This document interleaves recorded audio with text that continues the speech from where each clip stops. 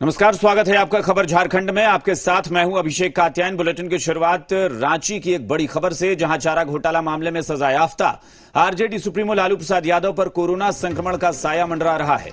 RIMS के paying ward में भर्ती लालू यादव की कोविड टेस्ट के लिए सैंपल उनका लिया गया है। लालू यादव के साथ उनके सेवादार का भी सैंपल लिया गया है। दोनों की जांच रिपोर्ट कल आने की संभावना है। दरअसल लालू प्रसाद यादव रिम्स के पेइंग वार्ड में भर्ती हैं और पेइंग वार्ड के बगल में ही कोविड-19 वार्ड है। इसकी वजह से लालू प्रसाद यादव पर भी कोरोना संक्रमण का खतरा मंडरा रहा है और अब लालू यादव का सैंपल लिया गया है कोविड टेस्ट के लिए। कल जांच रिपोर्ट आ जाएगी।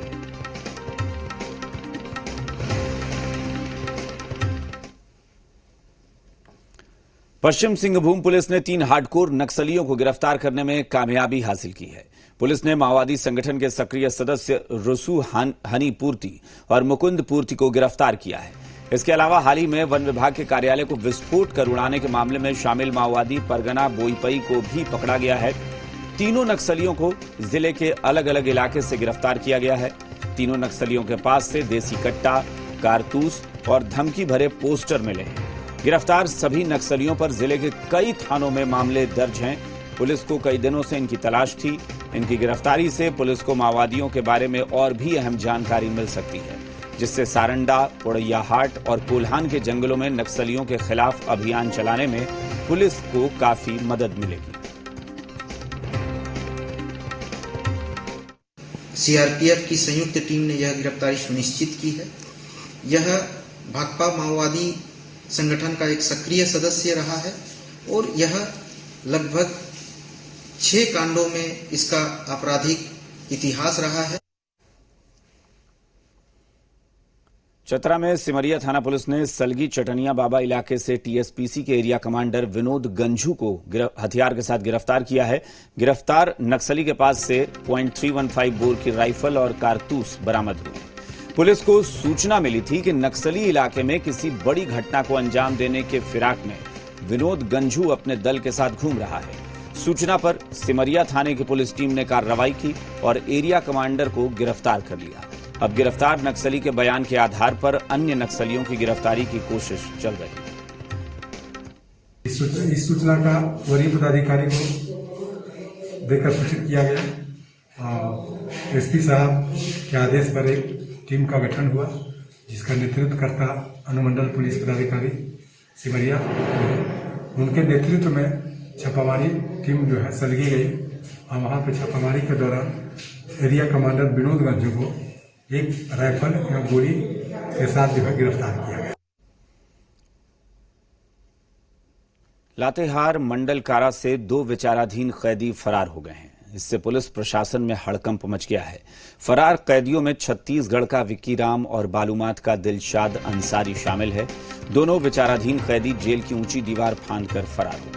जानकारी के मुताबिक दोनों कैदी बेडशीट को रस्सी की तरह इस्तेमाल कर जेल की दीवार फांदने में कामयाब रहे। लातेहार मंडल कारा में इन दिनों कंस्ट्रक्शन का काम चल रहा है। आशंका जताई जा रही है कि इसी का फायदा उठाकर दोनों कैदी फरार हुए हैं। दोपहर बाद हुई इस वारदात की जानकारी मिलते ही पुलिस महकमे में हड़कंप मच गया। एएसपी विपुल पांडे के नेतृत्व में पुलिस पदाधिकारियों की टीम मौके पर पहुंची। चारों तरफ की घेराबंदी कर आवश्यक जांच की गई, लेकिन फरार कैदियों के बारे में कुछ भी पता नहीं चल सका। लिहाजा छापेमारी शुरू करते हुए जिले के सभी थाना, पुलिस पिकेट और पास के जिलों की पुलिस को भी अलर्ट कर दिया गया है। अभी तो खोज रहे हैं हम लोग, देखिए क्या होता है। कितने बंदी के भागने की सर वो है? 2 लोग का तो खबर है। चिन्हित किन्हें किया गया सर? किस मामले में थे? तो चिन्हित किया गया है, सारा अभी देखा जा रहा है। झारखंड राज्य मनरेगा कर्मचारी संघ के आह्वान पर 27 जुलाई से मनरेगा कर्मचारी सामूहिक हड़ताल पर जाने वाले हैं। मनरेगा कर्मचारी सेवा स्थायी करने, अपर समाहर्ता की परीक्षा में 50% आरक्षण देने, बीमा आदि की मांग कर रहे हैं। मनरेगा कर्मचारियों के मुताबिक सरकार जब तक उनकी मांग नहीं मानती तब तक वो हड़ताल पर रहेंगे। वहीं सरकार के मुताबिक मनरेगा कर्मचारियों के हड़ताल पर जाने के फैसले को गलत करार दिया है। झारखंड के ग्रामीण विकास मंत्री आलमगीर आलम का कहना है कि महामारी के दौर को देखते हुए जब लोगों को रोजगार नहीं मिल रहा है, हड़ताल करना उचित नहीं है। आलमगीर आलम के मुताबिक मनरेगा कर्मचारियों की मांगों को सरकार ने संज्ञान में लिया है और फैसला उनके हित को देखकर ही लिया जाएगा। इसके लिए 28 जुलाई को विकास आयुक्त की अध्यक्षता में बैठक होने वाली है, जिसमें चर्चा होगी। तब तक मनरेगा कर्मचारियों को अपना काम करना चाहिए। 27 तारीख से वो लोग हड़ताल में जाना चाह रहे हैं, और इसके पहले भी वो लोग विभाग से और हमसे भी संपर्क आज से 20 दिन पहले हुई थी। उन लोगों ने अपना डिमांड रखा था और हम उन लोगों को कहा कि कोविड-19 चल रहा है, लेकिन आप विश्वास आप लोग रखिए, तो मनरेगा कर्मी का जो भी डिमांड है उस पर हम लोग निश्चित तौर पर संज्ञान में लेकर आप लोग के हित में हम लोग काम को करेंगे। झारखंड सरकार ने इस बार मैट्रिक और इंटरमीडिएट की परीक्षा में स्टेट टॉपर को कार देने की घोषणा की थी, लेकिन मैट्रिक के स्टेट टॉपर के पिता ने इनाम में कार के बदले बेटे की आगे की शिक्षा का खर्च उठाने की सरकार से गुजारिश की है। मैट्रिक की परीक्षा में नेतरहाट विद्यालय लातेहार के छात्र मनीष कुमार कटियार ने 98% अंक लेकर राज्य में पहला स्थान प्राप्त किया, जिसे राज्य के शिक्षा मंत्री जगन्नाथ महतो ने मिठाई देकर और शॉल ओढ़ाकर सम्मानित किया। इस मौके पर मनीष कटियार के किसान पिता ने मंत्री जी से कार के बदले बेटे के आगे की पढ़ाई का पूरा खर्च उठाने की गुजारिश की। उन्होंने मंत्री जी से अनुरोध किया कि कार खरीदने में पैसा न खर्च कर उनके बेटे की आगे की पढ़ाई में सहयोग किया जाए, ताकि एक किसान का बेटा पढ़ लिखकर और प्रशासनिक अधिकारी बनकर राज्य और देश की सेवा कर सके। मंत्री जगन्नाथ महतो ने पिता के अनुरोध को मानते हुए भरोसा दिलाया कि वो उनके बेटे की पढ़ाई में हर संभव मदद करेंगे। कार लेके क्या करेंगे कार का, और यदि वही पैसा यदि मेरा बेटा को पढ़ाई में खर्च करने के लिए यदि दे गवर्नमेंट, तो हम इसके लिए धन्यवाद देंगे सरकार को कि ताकि मेरा खर्चा उठाए।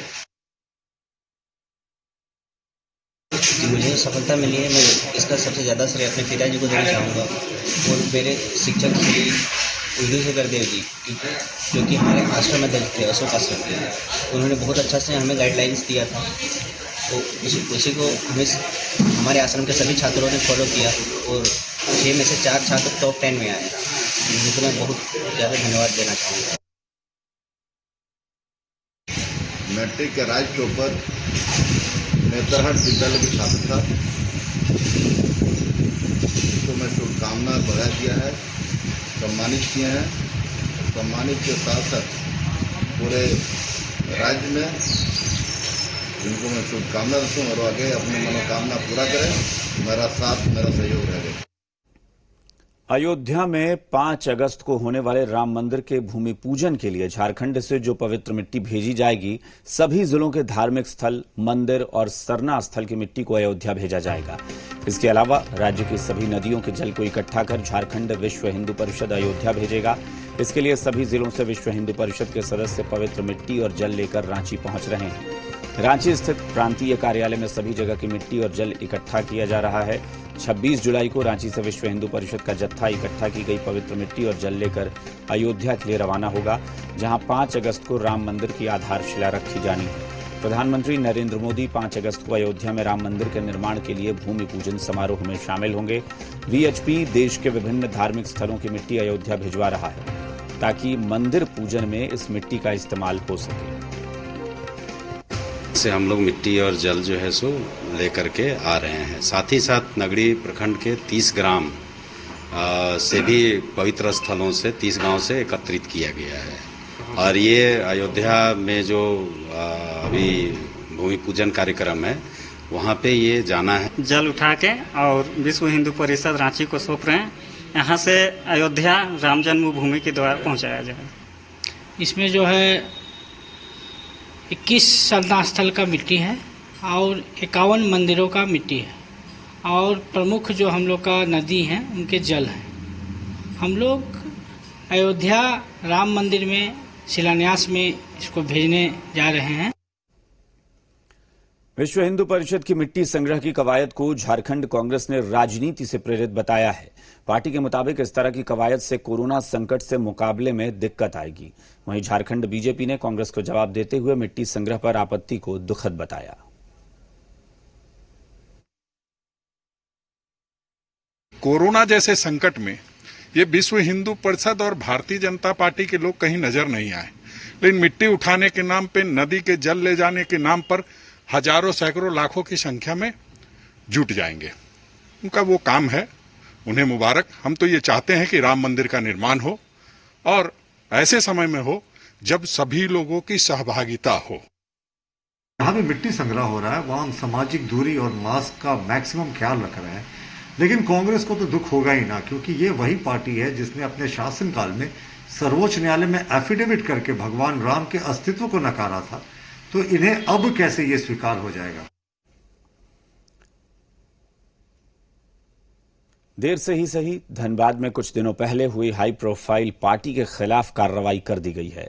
बिना मंजूरी हुई इस पार्टी में इस जश्न में शामिल 40 लोगों के खिलाफ मामला दर्ज किया गया है, जबकि बाकी के लोगों की तलाश पुलिस कर रही है ताकि उनके खिलाफ भी उचित कार्रवाई की जा सके। धनबाद के धैया में कोरोना संक्रमण काल में हुई हाई प्रोफाइल पार्टी के मामले में आखिरकार केस दर्ज हो गया। जगदम्बा हार्ट कोक के मालिक राजीव अग्रवाल के घर में हुई इस पार्टी में शामिल 40 लोगों के खिलाफ मामला दर्ज कर लिया गया है और इसके साथ ही पार्टी में शामिल अन्य लोगों को ट्रेस भी किया जा रहा है। आगे की जांच में भी अगर कुछ और तथ्य सामने आते हैं तो उसमें भी कड़ी कार्रवाई की जाएगी। और स्पष्ट, जैसे कि एसपी साहब ने भी स्पष्ट कर दिया कि एमएचए के गाइडलाइंस में, राज्य सरकार के गाइडलाइंस में, लॉकडाउन के इम्प्लीमेंटेशन में यदि कोई उल्लंघन होता है तो उससे सख्ती से निपटा जाए। दरअसल कुछ दिनों पहले जगदम्बा हार्टकोक के मालिक राजीव अग्रवाल के घर पर उनकी शादी की 25वीं सालगिरह के मौके पर जश्न का आयोजन किया गया था। बताया जा रहा है कि इस हाई प्रोफाइल पार्टी में 100 से ज्यादा लोग शामिल हुए। इसमें झारखंड ही नहीं बल्कि बंगाल से भी लोग पहुंचे। पार्टी में कोलकाता से कैटरर और कुक को बुलाया गया। महामारी के इस समय में ना तो ऐसे जश्न के लिए मंजूरी ली गई और ना ही पार्टी के दौरान किसी तरीके के नियमों का पालन किया गया। आयोजन की खबर सामने आने के बाद बवाल मच गया। इस मामले पर धनबाद उपायुक्त ने संज्ञान लिया और फिर धनबाद सीओ प्रशांत लायक को जांच का आदेश दिया गया। आने वाले दिनों में भी किसी तरह के कोई भी वायलेशन हम लोगों को मिलेंगे, जैसे कि मैंने पहले भी बताया है कि हम लोग इसकी कार्रवाई करेंगे। और मास्क के बारे में हम लोग विशेष रूप से सब लोगों को सहयोग भी कर रहे हैं कि सभी लोग। तो जो उस पार्टी में शामिल हुए हैं उनके भी कॉन्टेक्ट हिस्ट्री जुटाई जा रही है। ऑब्वियसली केस हो गया है तो केस की इन्वेस्टिगेशन होगी और इन्वेस्टिगेशन के आधार पर आगे जो भी प्रोसेस है। धनबाद में हुई इस हाई प्रोफाइल पार्टी को लेकर कार्रवाई बहुत जरूरी थी ताकि ये उन लोगों के लिए सबक हो जो कोरोना जैसी महामारी को गंभीरता से नहीं ले रहे हैं और अपने साथ साथ दूसरों की जान भी जोखिम में डाल रहे हैं। नितेश, जी मीडिया, धनबाद। झारखंड में कोरोना संक्रमितों का आंकड़ा 7,627 पहुंच गया है और यह संख्या लगातार बढ़ रही है। कोरोना संक्रमण की बढ़ती रफ्तार को देखते हुए स्वास्थ्य विभाग ने प्लाज्मा थेरेपी से इलाज की दिशा में कदम बढ़ा दिया है।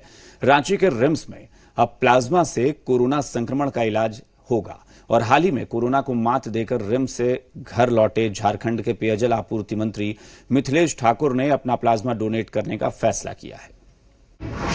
झारखंड में फैल रही महामारी, स्वास्थ्य विभाग भी संघर्ष को तैयार।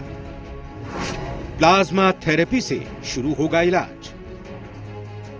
कोरोना जैसी बीमारी का सटीक इलाज सिर्फ वैक्सीन से संभव है, लेकिन अभी तक इस संक्रामक रोग के लिए वैक्सीन बाजार में उपलब्ध नहीं हो पाई है। ऐसे में इस बीमारी की चपेट में आए लोगों के लिए प्लाज्मा थेरेपी का सहारा लिया जा रहा है। देश के कई अस्पतालों में यह प्रक्रिया कोरोना से पीड़ित गंभीर मरीजों के लिए इस्तेमाल की जा रही है, लेकिन झारखंड में अभी इसकी शुरुआत नहीं हुई है।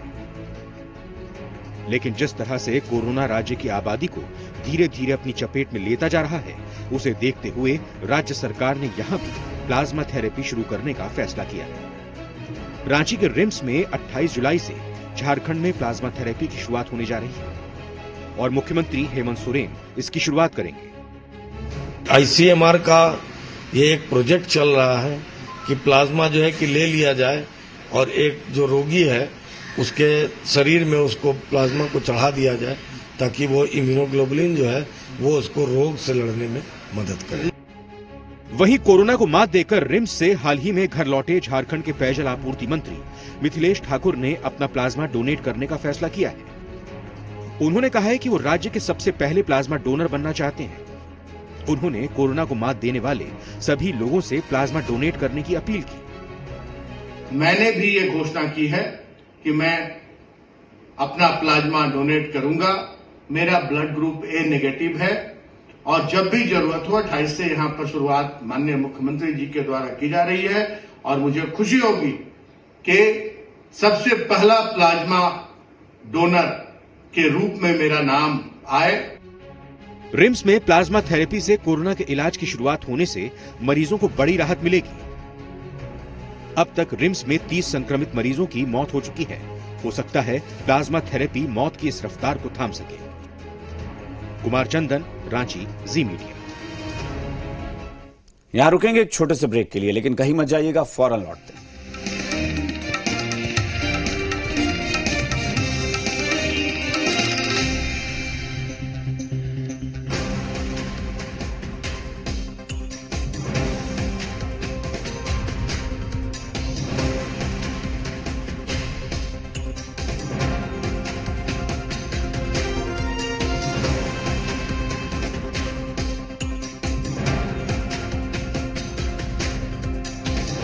प्रायोजक मुल्तानी पश्मीना, कुछ नहीं बचेगा, आओ अब सब बचेगा।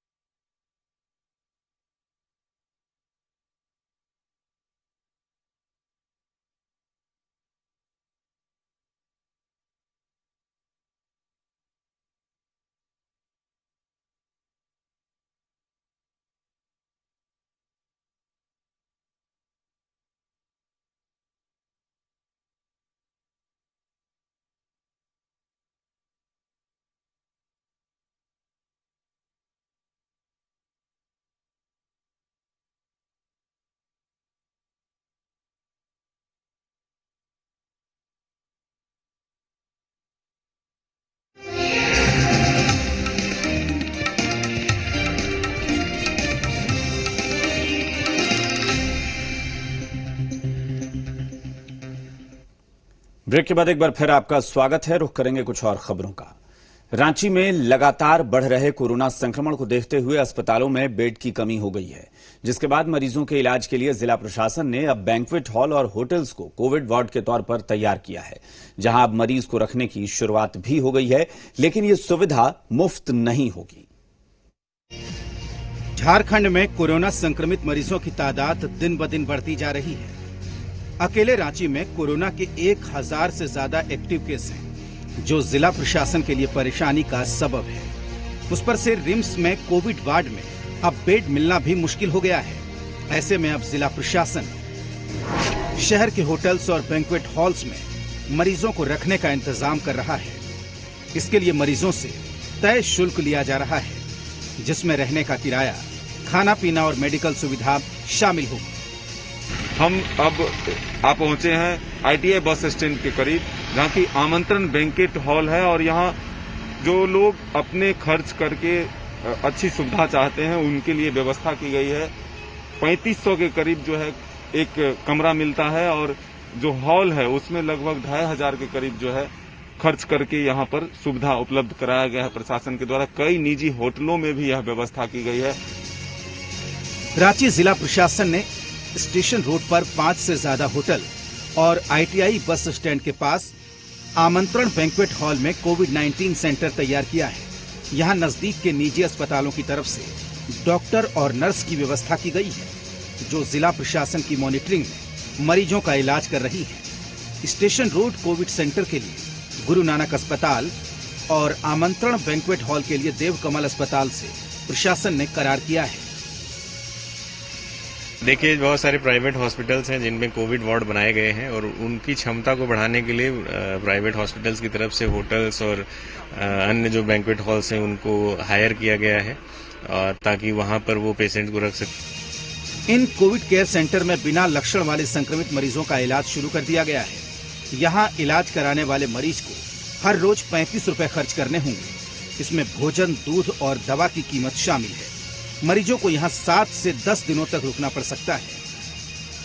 यहाँ पे मरीजों को रहने का व्यवस्था, कैबिन रूम दिया गया है। दूसरे हॉल में भी व्यवस्था है। तीसरे में खाने पीने और उनकी देख रेख के लिए अलग से जो है सेविका यहाँ है। राजधानी रांची में कोरोना संक्रमण की रफ्तार काफी तेजी से बढ़ रही है। ऐसे में बेड की कमी को दूर करने के लिए जिला प्रशासन का ये उपाय काफी हद तक मुश्किलें आसान कर सकता है। मदन, जी मीडिया, रांची। और अब फटाफट अंदाज में प्रदेश की कुछ और अहम खबरों पर नजर डाल लेते हैं। सिमडेगा में बानो थाना क्षेत्र के जराकेल रेलवे ट्रैक पर मालगाड़ी से कटकर एक मानसिक रूप से विक्षिप्त ने आत्महत्या करी। बोकारो में CCL स्वांग गोविंदपुर परियोजना में मुंशी अशोक ठाकुर की ड्यूटी के दौरान मौत हो गई। जामताड़ा विधानसभा क्षेत्र के गौराय नाला में बिजली ग्रिड का शिलान्यास जामताड़ा विधायक इरफान अंसारी ने किया। अयोध्या में भगवान श्री राम के मंदिर के शिलान्यास कार्यक्रम के लिए हजारीबाग में भक्तों ने बरकट्ठा सूर्य कुंड मंदिर के प्रांगण से मिट्टी और रामकुंड से विधिवत जल लेकर एकत्रित किए। बोकारो के गोमिया में शिव भक्तों ने नागपंचमी के दिन विशाल भंडारे का आयोजन किया, जिसमें सैकड़ों भक्त शामिल हुए।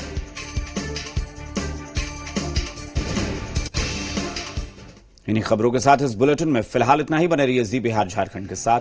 नमस्कार।